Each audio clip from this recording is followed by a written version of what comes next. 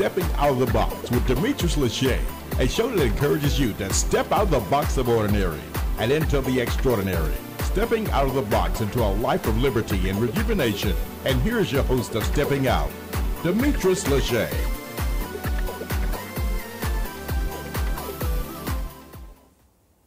Today's topic is one no parent wants to experience. I'm speaking of losing a child. Sadly, children pass every year for various reasons.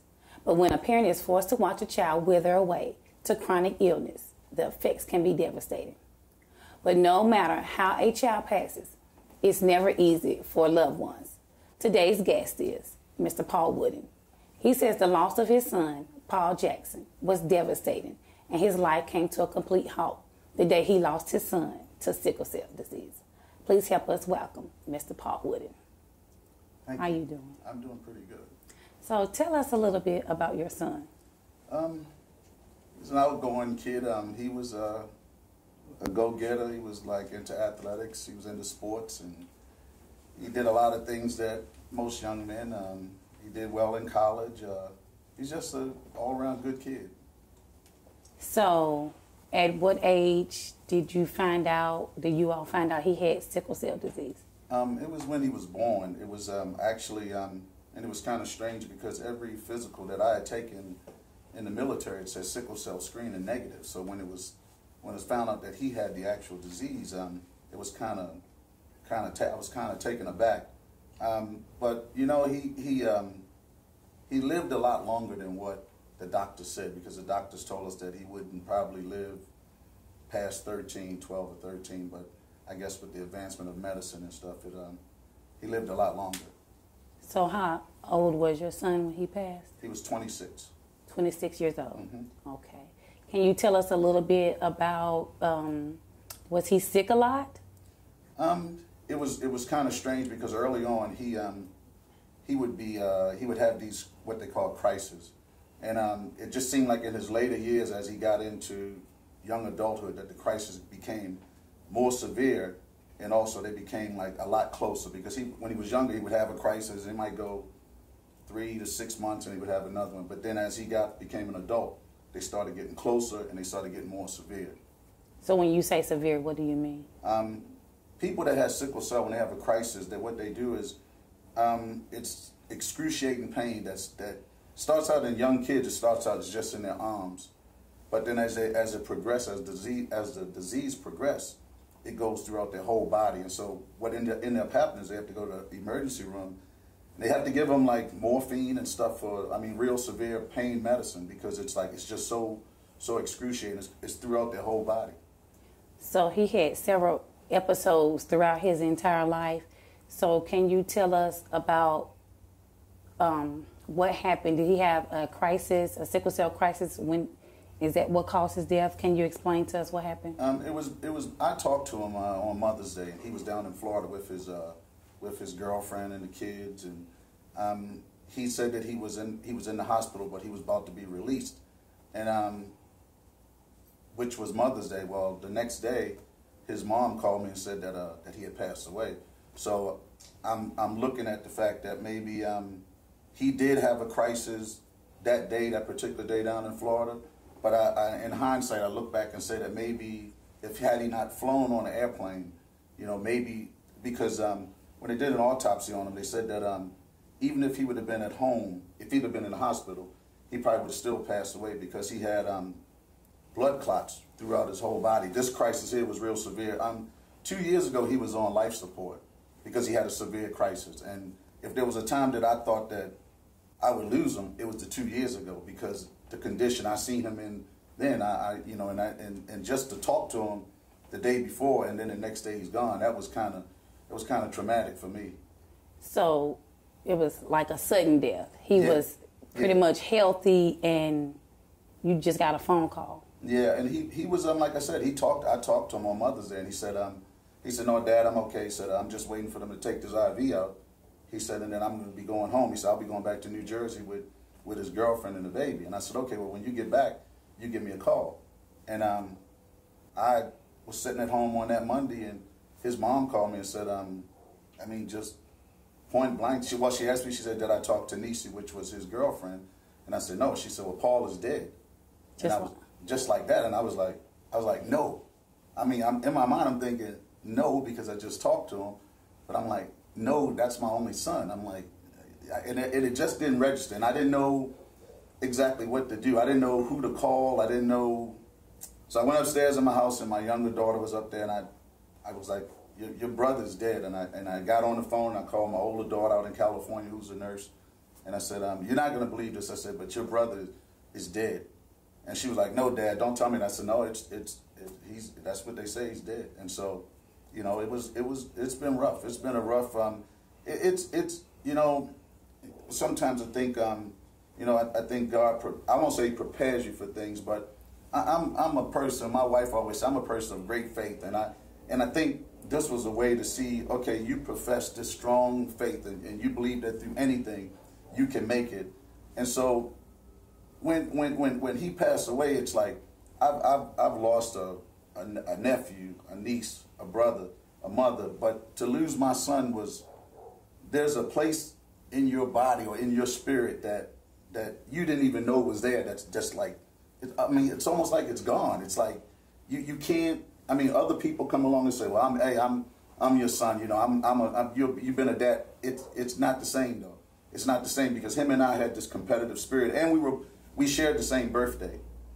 His birthday, he was born on my birthday, so we shared a special bond, and we was very competitive in sports. Like whatever team I liked, then he didn't like it.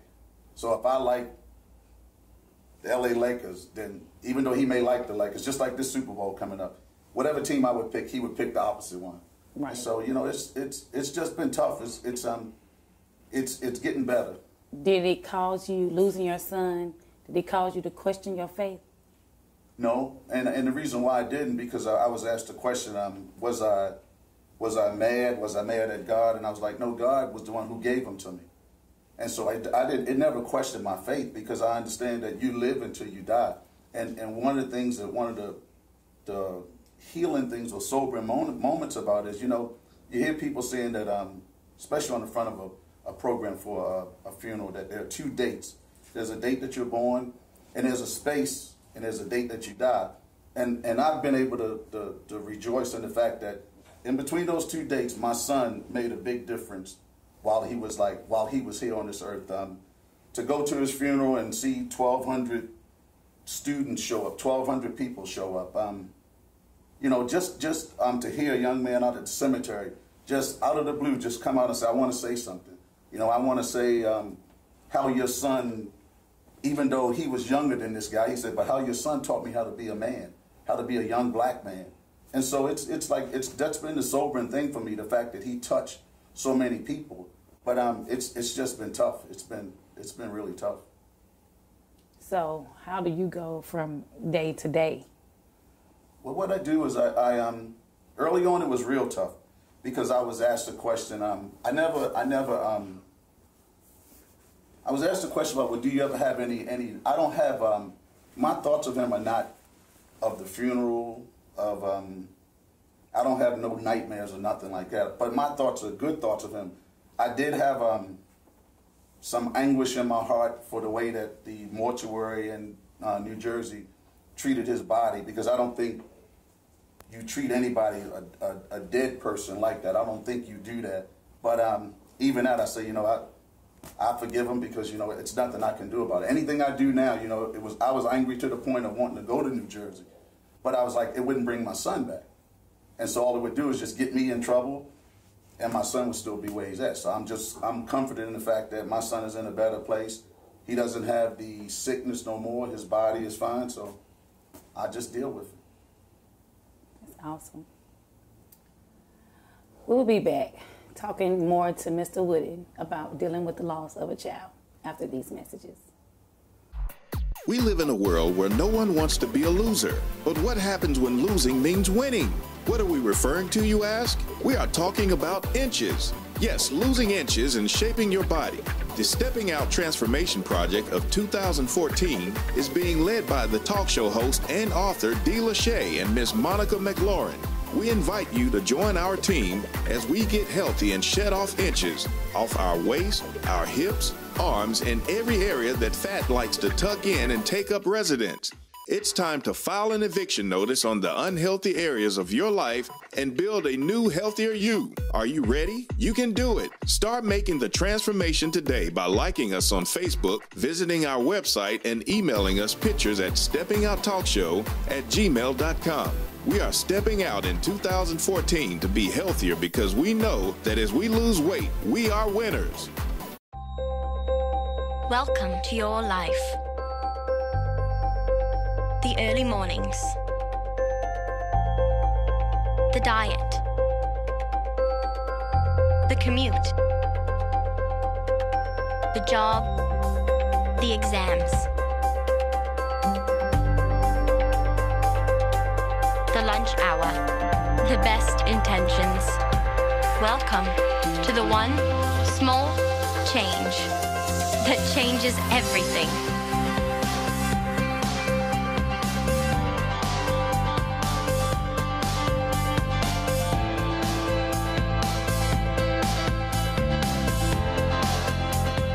Welcome to Automatic Body.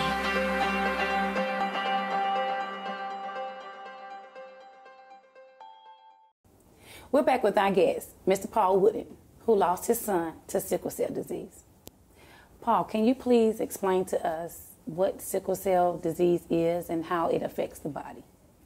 It's when a normal blood cell doesn't shape the way it should, and so what it is, it's a sickle. It's actually what it is. When you look at it, the actual blood cell is like basically cut. It looks like it's cut in half, but it's shaped hard, and so what happens is that's what makes it hard to pass through the body, because it's not shaped like a regular blood cell.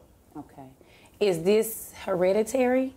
Well, it's if two people who have the trait, like for example, I have sickle cell trait, and so if you happen to get with somebody or be with somebody that has the trait, then chances are your child will have the actual disease.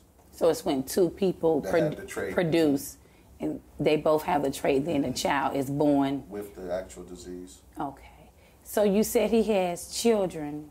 How has his death affected his children? Well, his one daughter was born 2 weeks after he passed away, so she wouldn't know anything about it. But his oldest daughter, I've got word that she made a comment like, well, if Daddy can't come to us, why can't we go to him? And so her mom was like, well, no, one day we'll see Daddy.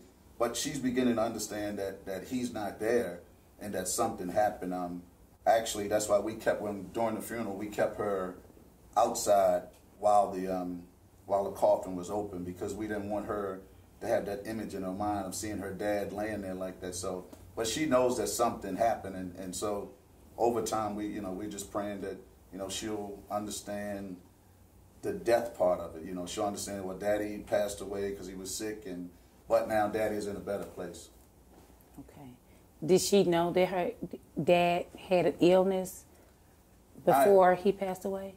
I think she knew the time that he was on life support, she was in the room. His girlfriend brought her in the room, and she seen him laying there with all the stuff on him, the breathing tube and all that. So she knew something was wrong, because he had these crises before a couple of times since he'd been living in New Jersey. So she knew something was wrong, but she didn't know what it was, though. Okay. So how are your other children doing?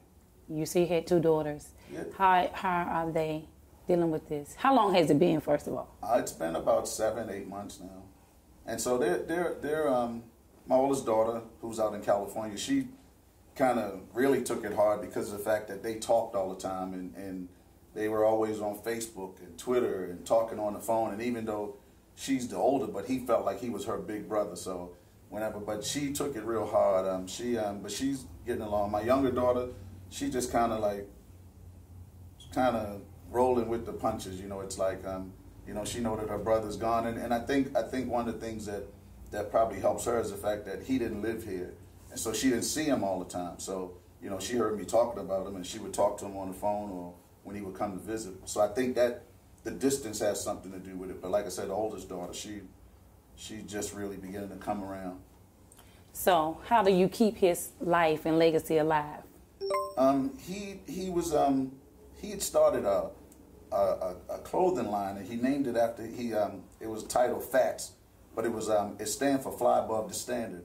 And that was what he did, was he had these T-shirts. He had these T-shirts made, and he was always trying to teach people in his family and young black men at the University of Cincinnati, you know, fly above the standard, fly above what everybody else is doing, fly above the sagging pants. And even though a couple of times I caught him in his pants for sagging, but he, you know, he just like he had a mind for like helping other people and see people do better. He was also a party planner. He had planned this. Right before he passed away, he had planned this all-white affair that was going on in New Jersey. They were advertising. So, like I said, I just look back and look at the fact that he touched so many people in a positive way. Right. So you constantly talk to people about your son and encourage other young guys with his life. I do, and one of the things that has come out of this is I've become friends with so many people on Facebook throughout the world that has sickle cell. I mean, I'm from people who have young kids that have it to old people. I was relaying to my wife that a young lady that I met on there, she was in Christmas Day. She's in the hospital because she had a crisis, but she's got a Christmas tree.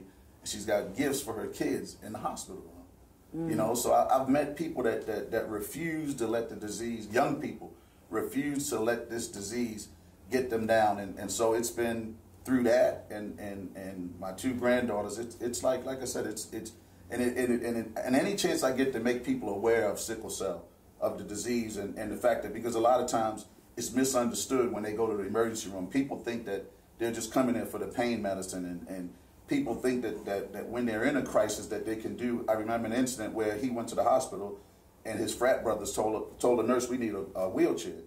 And the lady said, no, he don't need a wheelchair, he can walk. And so his frat brothers got him a wheelchair. The lady set him in the hallway, and he almost passed away that time in the hallway because another nurse walked by and noticed that his color was changing, his oxygen level was low. So I just try to make people aware of the fact that this is a very serious disease, and the fact that you know, when you know people that have it, when young or old, if they say that they're not feeling well, you need to take it serious. That's great. That's great. So I thank you for coming to talk about your son and talk about his life. And 7 months is not that long ago, but it seems like you're making a lot of progress in, you know, moving past the grieving process. And just remembering him through your grandchildren and your children and things you're doing is awesome. Now we will step out to the streets with our street reporter, Mr. Everett Anderson. Thanks, Dee. This is Everett Anderson on location. We're actually at the Judas Temple of Praise, talking to some of the faith-filled members here, and tell you they got plenty of testimonies to share. I got, what's your name? Shanae Edwards. Okay, Miss Shanae Edwards here, and she actually was telling me about how she actually had a unfortunate child loss, and I want to see what she got to say about that. Thank you. Well, I was married in 2005, and in 2007, we were fortunate enough to get pregnant, and we lost that child. It was one of the most horrific experiences that I can say that I experienced. It was hard for us to get over that. So what we did was we took, counseling sessions to get over that. It was very hard for us to just get past the first loss. We got pregnant again a year later, and we were excited. We were like, God has done it. We shouted, we praised God, and we lost the child again. The first time I was pregnant for 6 weeks. I lost the child after 6 weeks. But this time I was on the 12th week. And most people know that after the third month, the first trimester, you're riding smooth. I went to the doctor to get a checkup, and they found that the sac that the baby was in had collapsed. It was as if there was a rug snatched from up under us, and I was devastated. It caused me to waver in the faith a whole lot. I was upset. I went through all the processes of grieving. I was upset. Then I got mad at God. God, why is this happening to me? There's nobody else in my family who's had a miscarriage. I've had 2. What's wrong with me? Lord, am I not saved enough? Am I not serving you enough? God, I'm trying to believe you for this child, Lord, what happened? No answer from God.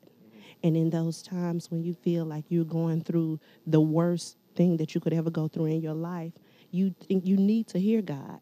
And it felt as if God wasn't speaking to me. So I went through depression.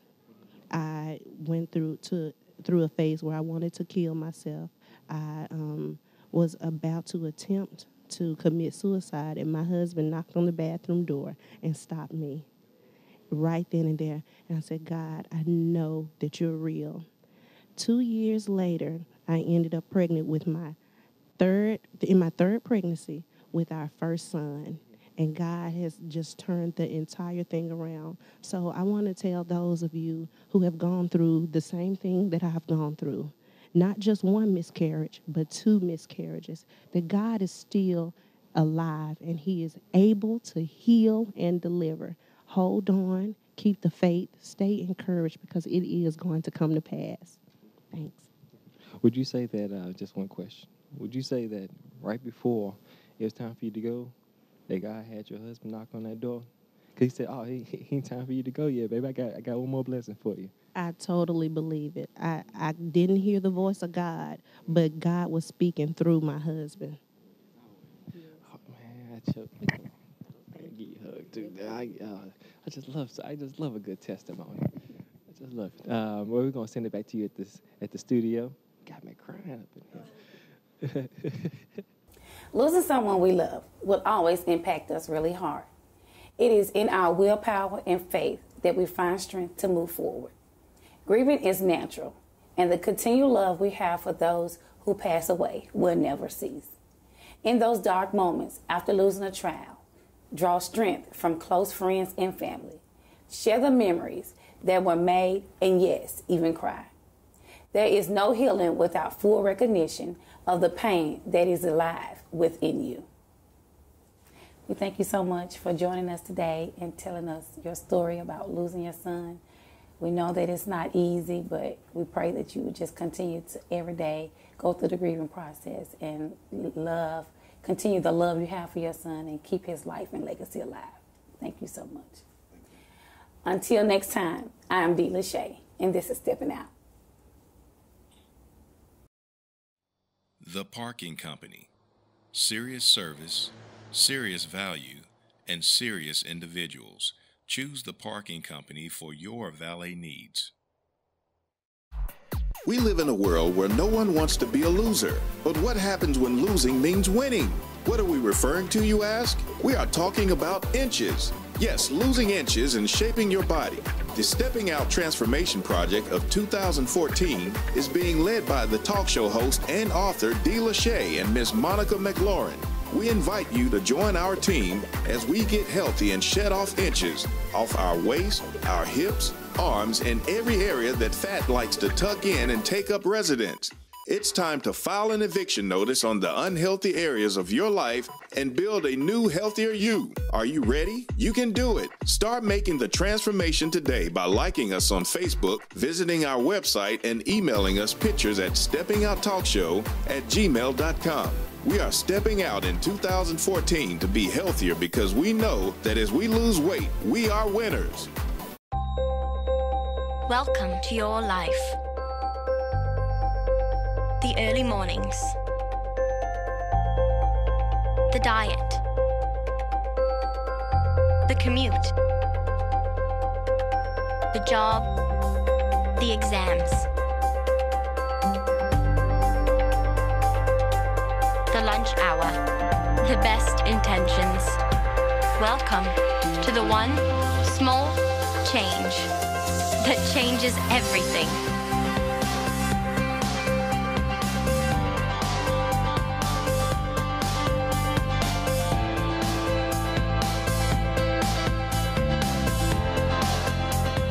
Welcome to Automatic Body.